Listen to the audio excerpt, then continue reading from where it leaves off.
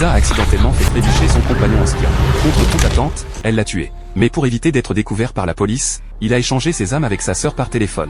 Il s'est avéré que Lisa avait découvert une chose terrifiante en se lavant le visage ce jour-là. La personne dans le miroir avait effectivement bougé. Mais lorsque Lisa a levé les yeux, elle s'est synchronisée avec elle. Il s'est avéré qu'il s'agissait de la sœur de Lisa. Il a délicatement posé sa main sur le miroir et s'est embrassé. À cet instant, leurs âmes ont échangé. La sœur de Lisa a pris possession de son corps. Il skiait avec son compagnon ce jour-là.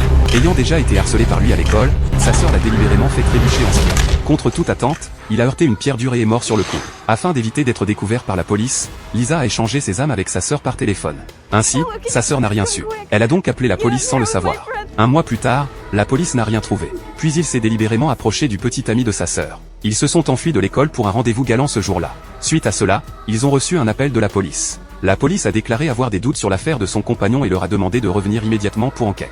Le petit ami a accepté sans hésiter. Mais Lisa était très mécontente. Elle voulait ensorceler son petit ami. Il a été poussé au sol par son petit ami. Ce dernier s'est retourné et a voulu partir. Soudain, Lisa, furieuse, l'a frappé à la tête avec une bouteille vide.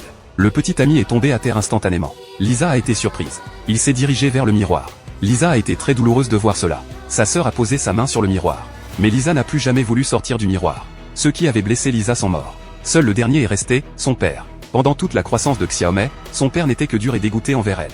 Lisa a alors pris l'initiative de le retrouver. À ce moment-là, il n'était plus paniqué. Il s'est avéré que sa mère était enceinte de jumeaux. Mais sa sœur était née avec des malformations. Son père cruel l'avait jetée dans la neige. Depuis, elle nourrissait un profond ressentiment envers son père. Quant à Lisa, qui avait survécu, son père l'avait toujours considéré comme un produit imparfait et défectueux. Privée de l'amour paternel depuis longtemps, la fille avait sombré dans la folie. Elle avait fini par tuer son père de ses propres mains. Peut-être que, du début à la fin, la sœur n'avait jamais vraiment existé. Elle n'était que la double personnalité de Lisa, vivant dans son imagination.